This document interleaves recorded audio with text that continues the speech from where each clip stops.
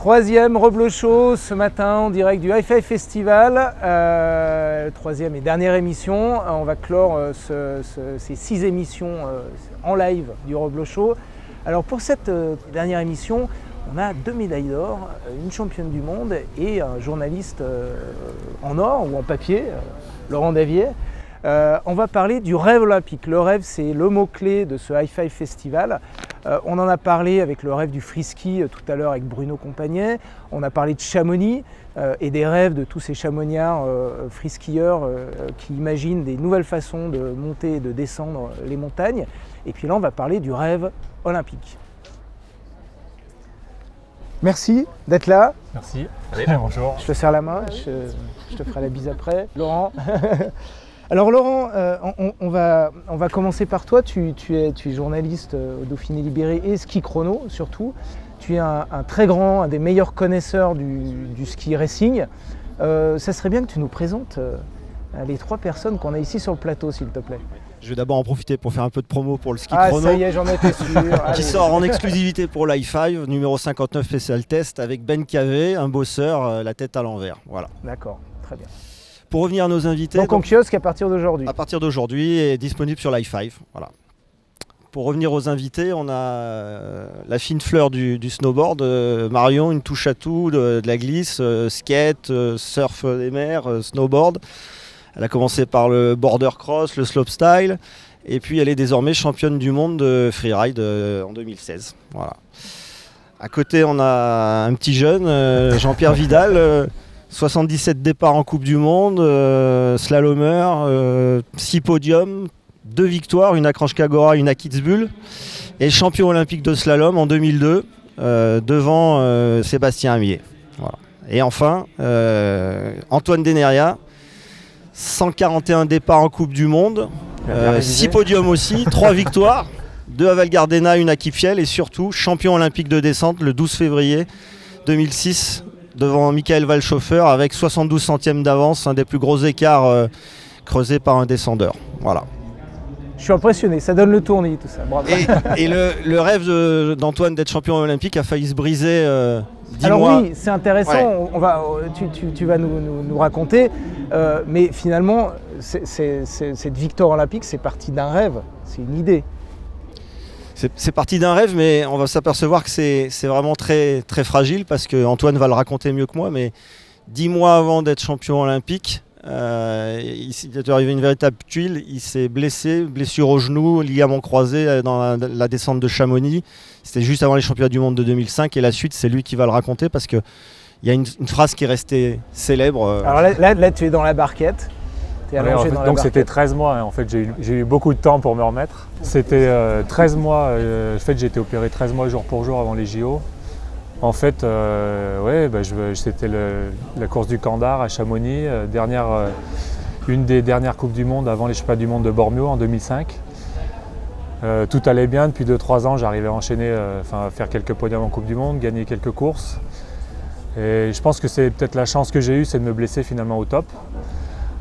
Tout allait bien, j'ai l'impression un peu de voler, et malheureusement un peu trop, puisque donc à Chamonix, dans le saut du goulet, j'ai mal sauté, je suis mal retombé, et puis je me suis donc fait mal au genou. J'ai tout de suite senti que le croisé avait craqué. Et puis là, quand mon coach, chef d'équipe, donc c'était le dernier entraînement, est arrivé vers moi, je lui ai dit, ça m'est venu un peu comme ça met encore des frissons d'en parler, ça paraît irréel, mais... Donc tu étais allongé dans la barquette? J'étais allongé, la barquette arrivait. Et je lui ai dit, t'inquiète pas Bill, je ne serai pas champion du monde, je serai champion olympique. Il y avait aussi mon père à côté qui était venu voir l'entraînement. C'est comme si en fait j'avais eu envie de les rassurer, c'est un peu fou, c'est qu'ils avaient l'air abattus, ils voulaient essayer de me dire mais non ça va aller, j'ai dit non vous inquiétez pas, là je pense que j'ai 6 mois de vacances et je serai champion olympique. Et puis je suis parti avec l'hélicoptère et puis ça a été vraiment ma motivation pendant cette année de rééducation. Et ça t'a porté, c'est finalement le rêve qui t'a porté, qui t'a motivé? Bah exactement, oui, ça a été mon objectif. J'ai été opéré 5 jours après ma chute. Et dès la rééducation, en fait, quelques jours après l'opération, je suis allé en rééducation à Hauteville. En fait, j'ai récupéré les images de la descente de Sestrières qu'on avait fait 2 ans avant en finale de Coupe du Monde. C'était la pré-olympique en fait. Et en rééducation, j'ai commencé à visualiser la piste, à la prendre par cœur, la jambe raide, en fermant les yeux. Et puis pendant un an, j'ai fait ma préparation au JO, bien avant les autres finalement, et puis ça a souri. Tu l'as skié pendant un an finalement, cette pente, dans ta tête? En quelque sorte, j'ai eu l'impression, c'est assez bizarre, mais quand je suis arrivé au jeu, donc un an après, j'ai l'impression que la piste, je la connaissais par cœur, je l'avais fait 10 000 fois et j'étais un peu chez moi. Et c'est peut-être ce qui explique un petit peu l'écart que j'ai fait à cette course, parce qu'en fait la descente, c'est un peu comme la Formule 1, il y a des entraînements les jours qui précèdent. D'année en année, les portes bougent d'un mètre ou deux, mais ça ne change pas énormément. Ouais. Je connaissais tout par cœur, quoi, et c'est comme si j'étais arrivé chez moi. Ouais. Impressionnant, ouais. Jean-Pierre, qu'est-ce que ça représente, qu'est-ce que ça représentait pour toi, les Jeux Olympiques, l'or olympique, qu'est-ce que ça représentait? Alors moi, l'histoire est un petit peu différente parce qu'en fait, quand j'étais tout jeune, que j'étais minot, en fait, j'étais chez ma grand-mère. Et en fait, moi, j'avais deux modèles qui sont assez incroyables. Le premier, c'est mon cousin, Jean-Noël Augère, qui a gagné plusieurs fois Kitzbühel. Et moi, cette course, elle me faisait rêver. Et puis, j'en avais un autre qui est encore un plus grand champion, c'est Jean-Claude Killy, qui avait gagné 3 médailles d'or. Et c'est vrai que depuis tout petit, ce rêve, il était devant mes yeux, cette image de ces grands champions qui ont tout gagné, qui sont sur des podiums. Et on se dit, un jour, j'adorerais faire ça, mais ça te semble tellement inaccessible. Et c'est ça ce qu'il faut dire à tous les jeunes qui rêvent un jour d'y arriver. C'est que ce n'est pas parce que c'est très très loin. En fait, c'est accessible quand on se prépare, on se motive et on travaille pour. Parce que c'est vrai que depuis l'âge justement de 5-6 ans, 7-8 ans, à chaque fois que j'allais sur les skis, je m'imaginais pouvoir gagner un jour cette course. Alors après, c'est sûr que le rêve s'est brisé, parce qu'à un moment donné, justement à la Clusaz, je me casse les deux genoux sur une descente, je sais pas, de France. Et là, du jour au lendemain, on est au fond du trou. Et on se dit, voilà, tout s'arrête, je vais aller faire le moniteur à la Toussuire, je vais aller enseigner quelques virages. Et puis quand on retouche la neige, quand on a ce rêve, justement, cette passion de la glisse, la joie que ça nous procure, on se dit, on va continuer, on va continuer à travailler et on va y arriver encore. Et donc toujours avec ce rêve en tête qui t'a tiré un peu vers l'avant. En fait, c'est le rêve surtout, puis c'est le mental, parce qu'en fait, on se rend compte que ce qu'on avait choisi de faire le jour J, on le fait parce qu'on y a pensé beaucoup en avant et on s'est préparé pour. Et c'est vrai que moi, je pensais plutôt d'abord gagner à Kitzbühel, parce que la course, elle est chaque année, donc c'est plus facile. Et c'est vrai que les Jeux, ça a été différent, parce qu'en fait, j'ai eu l'opportunité, cette saison-là, de revenir à un top niveau. Et ce jour-là, je savais que je pouvais gagner le slalom. Et ce qu'il faut savoir, les Jeux, c'est tous les 4 ans. On peut se blesser, on l'a vu avec Antoine, on le voit avec d'autres champions. On l'a vu avec moi justement avant Turin, où je me casse le bras 24 heures avant la course. Ce qui est difficile dans les Jeux, c'est que c'est très éphémère, c'est tous les 4 ans. C'est la course que tout le monde veut gagner. Alors qu'une course de Coupe du Monde, on peut y arriver plus souvent parce que ça se répète, c'est chaque année. Mais c'est vrai qu'au final, j'ai réussi mes deux rêves. C'était un jour de gagner Kitzbühel, d'avoir ce chamois, cette course mythique qui est la course qui est reconnue par l'ensemble du milieu, et d'être champion olympique, qui est le rêve du grand public, la course que tout le monde reconnaît. Et c'est vrai qu'une fois que j'ai fait ces deux titres, en fait, c'est aussi difficile de se reprojeter et de se dire est-ce que j'ai envie d'autre chose. Et c'est ça aussi où on voit par exemple des champions comme Fourcade, mais il a tout gagné, mais il est encore capable d'aller plus loin. Donc son rêve, c'est peut-être pas non plus que d'être champion olympique, c'est de marquer son sport. Et je crois que Martin le dit très bien. Moi, je n'avais pas ce rêve-là, je me projetais pas comme Tony Saylor, comme Jean-Claude Killy. Peut-être je sentais intrinsèquement que j'en avais pas les capacités ou tout ça. Mais c'est vrai que Martin, ce qui est encore plus fort, c'est que lui, quand on discute avec lui, ce qu'il veut, c'est marquer son sport. Et je pense que c'est pour ça qu'il a peut-être pas de fin dans son palmarès et jusqu'où il ira. C'est vrai qu'on discutait tout à l'heure, peut-être, est-ce qu'il se projetera encore dans d'autres saisons si cette année, il gagne plusieurs médailles olympiques ou plusieurs fois champion olympique. L'avenir le dira. Mais c'est vrai que la difficulté, c'est de choisir où on va mettre la barre et quel est vraiment son rêve. Laurent, tu es d'accord avec ce que dit Jean-Pierre ? Oui, je crois que ça doit être un moteur, et j'en discutais avec Marion, elle va nous l'expliquer également. Elle aussi, elle a eu ce rêve de pouvoir participer aux Jeux Olympiques. Malheureusement, elle n'a pas pu le réaliser, sauf que ça lui a permis de se construire pour être ce qu'elle est maintenant, parce qu'elle a appris le professionnalisme, le souci du détail. Et je pense que c'est intéressant que tu nous expliques comment toi, tu es passé à côté de ce rêve, mais quand même, ça t'a permis d'en réaliser d'autres et d'être championne du monde. Exactement. Tu as très bien résumé l'histoire.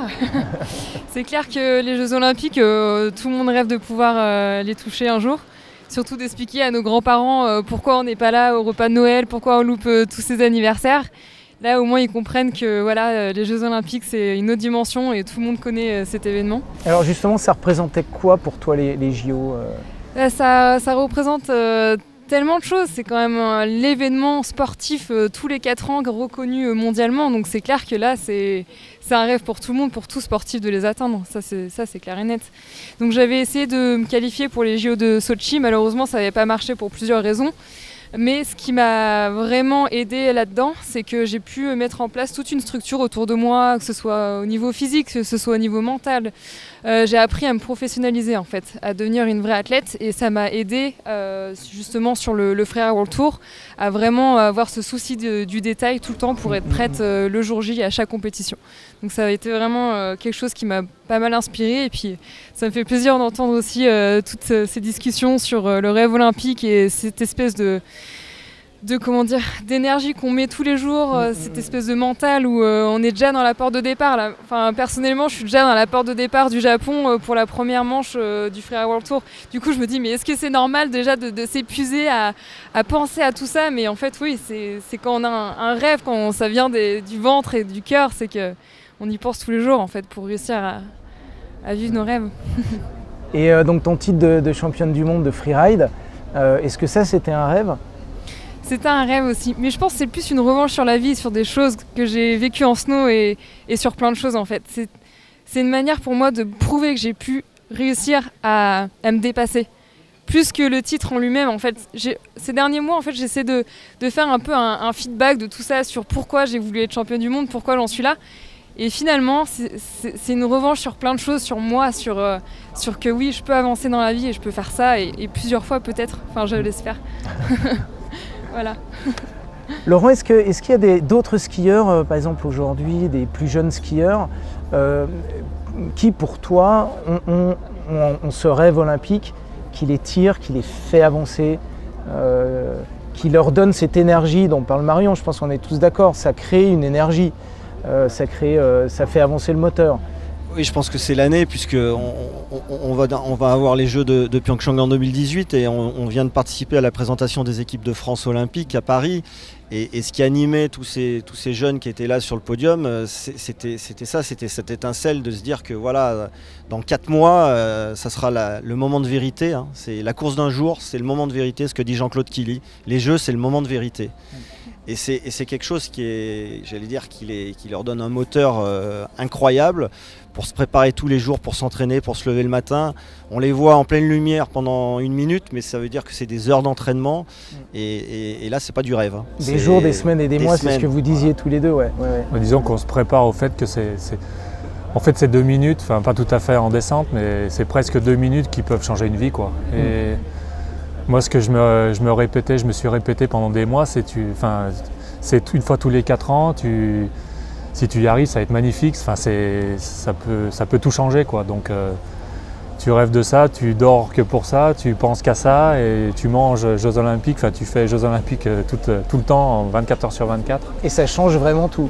Et ça, fois. Aujourd'hui, je ne peux pas dire ce que ma vie serait sans ce titre olympique, mais je pense que ça m'a ouvert plein de portes, ça m'a fait rencontrer plein de gens. Déjà, tu ne serais pas là aujourd'hui. Je ne serais pas là en train de vous parler. C'est vraiment un moment fabuleux. Enfin, c'est juste incroyable. Après, c'est vrai que ce qu'on ne se rend pas compte, c'est la pression. La pression sur des jeux, sur une course d'un jour, elle est colossale. Et un athlète, il doit supporter tout ça. On pense notamment à Alexis Pinturo, à Sotchi, qui n'a pas su se libérer, peut-être par un manque d'expérience, de jeunesse. Et ce qui est vraiment important, c'est la concentration et le mental. Parce que le ski, on ne peut pas tricher. C'est pas parce que vous arrivez avec des muscles surpuissants que vous allez... Le mental fait énormément de choses en ski. C'est de la glisse, c'est de la préparation. Donc celui qui sera le meilleur le jour J, c'est que forcément c'est celui qui aura le plus envie, qui aura réussi à tenir face à la pression, hein, parce qu'on pense à un slalom en 2 manches où il faut être au top. Et c'est là la difficulté et c'est là où les champions qui réussissent vraiment à mettre tout ça en place le jour J ont une capacité supplémentaire. c'est vrai qu'un Martin, c'est ça qui est incroyable, c'est qu'il va tirer sur des cibles où tout peut arriver et c'est là où il faut justement garder son sang-froid et pas se disperser dans sa concentration. Et c'est ça la difficulté des Jeux Olympiques, c'est que c'est la course d'un jour, on ne pourra pas se rattraper le week-end suivant, il n'y en aura qu'une et il faudra être là. Il faut s'imaginer Jean-Pierre, cette année de 2002, il est le dernier skieur à partir, c'est lui qui referme le portillon. En bas, tout le monde attend, il a des millions de téléspectateurs qui regardent et il est tout seul dans cette petite boîte. Là, il faut quand même être solide. Hein. C'est des moments où il ne faut pas trembler. Il ne faut pas enfourcher la première porte, parce que là, sinon on s'enterre à la maison et vous ne bougez plus, là, vous restez sous la couette pendant 3 semaines. Là. Pour terminer, quelques mots sur les prochains Jeux Olympiques. Comment ça se présente? Qu'est-ce que vous, les uns les autres, vous attendez de ces Jeux Olympiques? Sur quoi vous allez être particulièrement attentif? Quel skieur peut-être vous allez suivre plus particulièrement? Marion? Je vais surtout suivre, j'adore le ski, hein. Il y a toute la partie ski freestyle, notamment Colline Vallée-Basse qui est une super bonne amie et j'espère vraiment la voir au JO. Je vais surtout suivre le snowboard en slopestyle, donc je croise vraiment les doigts pour que Seb Konjingberg et puis Lucille Lefebvre puissent arriver à atteindre ce rêve olympique parce qu'ils le méritent énormément. Ça fait des années qu'ils travaillent là-dessus et qu'ils se donnent corps et âme, donc je souhaite de tout cœur qu'ils puissent y arriver. Ouais. Bon alors moi maintenant je suis président du comité de Savoie, donc bien sûr je vais regarder tous nos athlètes et c'est vrai qu'on en a de partout. On a Tesle 2 sur le stopstyle en ski, on a Kevin Roland qui vient de se blesser mais heureusement il sera en ordre de marche. On les a vus tous les deux hier autour il était là aussi, je l'ai croisé, je pense que ça va aller, c'est pas très grave à ce moment-là. Des fois c'est bien aussi de se faire une petite coupure avant la saison, ça va lui permettre de renforcer, de repartir à bloc. On a bien sûr Alexis qui a une belle voie qui s'ouvre aussi pour le général de la Coupe du Monde. Marcel Hirscher est blessé, donc il faudra aussi le suivre là-dessus. Alexis Pinturo qui a une belle carte à jouer à la fois au jeu mais à la fois sur la Coupe du Monde, donc on verra comment il va jouer ça. On a Adrien Théo qui est en descente ski comme de folie sur cet été. Donc on a vraiment de super chances de médailles olympiques et de titres olympiques. Donc l'équipe de France cette année peut battre un record, je pense, en termes de médailles, notamment dans toutes les disciplines connexes qu'on a. Donc je pense qu'on va avoir des jeux qui vont être spectaculaire, après avec un environnement particulier, hein, c'est en Asie, c'est des pistes qui peuvent aussi être particulières et des conditions de neige, donc il va falloir vraiment s'adapter. Donc on va suivre ça de très près. Ouais. Antoine, un skieur ou des skieurs que tu vas suivre particulièrement? Moi je vais suivre évidemment, je vais déjà suivre mes copains descendeurs parce que voilà, c'est ma vie et je les suis de près, donc je leur souhaite vraiment de réussir. Après évidemment je vais suivre tout le ski alpin, mais j'ai envie de dire tous les skieurs, patineurs, enfin tous les membres de l'équipe de France qui vont faire ces JO, parce que je regarde les JO d'hiver ou d'été, je suis avant tout français et je supporte tous les Français et je suis prêt je m'attends à quelques nuits blanches parce que normalement je serai devant ma télé, dans mon canapé à supporter les Français et j'espère avoir beaucoup de frissons, aller voir remporter des médailles, gagner. Et puis j'espère vraiment qu'un skieur alpin va être champion olympique parce que c'est le dernier, malheureusement, le dernier champion olympique français en ski alpin, c'est Antoine. Champion olympique français du ski alpin. Faire un petit clin d'œil à mon ami Marielle Guachel, qui dirait je leur souhaite de me succéder. Donc je souhaite vraiment qu'un skieur, Alexis ou un autre, fasse une médaille d'or, devienne champion olympique et puis j'espère que ça sera un descendeur quand même. Et vive un nouveau rêve olympique. Laurent, toi, tu vas être attentif à ski quoi? chrono, on a de la chance parce qu'on va y aller à 4 avec le Dauphine libéré, donc on va pouvoir tout suivre. Et surtout ils seront là le matin quand on se réveille, hein. Donc à 7h du mat, ceux qui n'auront pas fait de nuit blanche pourront faire skichrono.com pour avoir les derniers résultats. Et moi j'ai un fait particulier pour Ben Cavé qu'on a mis en couverture de ski chrono, parce que voilà, j'aimerais bien être là quand il sera champion olympique pour vivre avec lui ce rêve éveillé. Voilà. Merci les uns les autres de nous avoir fait pendant 20 minutes rêver avec vos histoires et puis on espère qu'on rêvera de nouveau en 2018 pour les JO de Pyeongchang. Merci Antoine, merci Jean-Pierre, merci Marion, merci Laurent. Et puis c'était le dernier Reblochot Show pour ce High Five. Merci de nous avoir suivis entre hier et aujourd'hui. C'était un grand plaisir de parler avec tous ces champions de free ski et de ski racing. Merci de nous avoir suivis. Venez au High Five, ça commence aujourd'hui, demain dimanche. Venez aux projections, venez au Hara. Il y a un grand village avec plein de choses à voir. Merci à vous, au revoir.